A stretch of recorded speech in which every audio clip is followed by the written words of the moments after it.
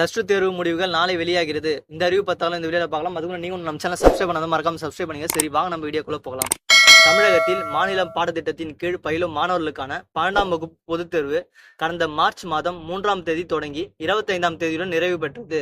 இந்த தேர்வை பள்ளிகளில் இருந்து 3,78,545 மாணவர்கள், 4,24,023 மாணவிகள், தனித்தேர்வர்கள் 18,344 பேர், சிறைவாசி தேர்வர்கள் 145 பேர் என மொத்தமாக 8,21,057 பேர் எழுதியுள்ளனர். தேர்வு முடிந்த பிறகு விடைத்தாள்கள் பாதுகாப்பாக வைக்கப்பட்டு பின்னர் விடைத்தாள் திருத்தும் பணிகள் தொடங்கியது. அந்த பணிகளும் நிறைவு பெற்றது. மதிப்பெண்கள் இணையதளத்தில் பதிவேற்றம் செய்யும் பணிகளும் முடிந்துவிட்டன.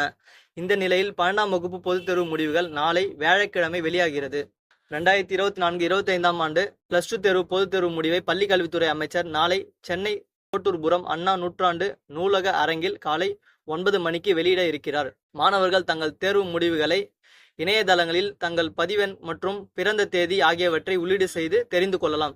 இதற்கான வெப்சைட் லிங்க் பார்த்தீங்கன்னா நான் உங்களுக்கு டிஸ்கிரிப்ஷன் கீழே நான் கொடுக்குறேன். அதில் போய் நீங்கள் செக் பண்ணி பார்த்துக்கலாம். இது தவிர தேர்வு முடிவுகள் அந்தந்த பள்ளிகளிலும் மாணவர்கள் தங்கள் சமர்ப்பித்த உறுதிமொழி படிவத்தில் குறிப்பிட்டு இருந்த செல்போன் எண்ணிற்கும், தனித்தேர்வர்கள் ஆன்லைன் விண்ணப்பிக்கும் போது வழங்கிய செல்போன் எண்ணிற்கும் குறுஞ்செய்தி SMS மூலமாகவும் தேர்வு முடிவுகளை தெரிந்து கொள்ள ஏற்பாடுகள் செய்யப்பட்டுள்ளன. மேலும் இது போன்ற தினசரி வெளியக்கூடிய முக்கிய அறிவுகளை தெரிஞ்சுக்க மறக்காம நம்ம சேனலை சப்ஸ்கிரைப் பண்ணுங்க.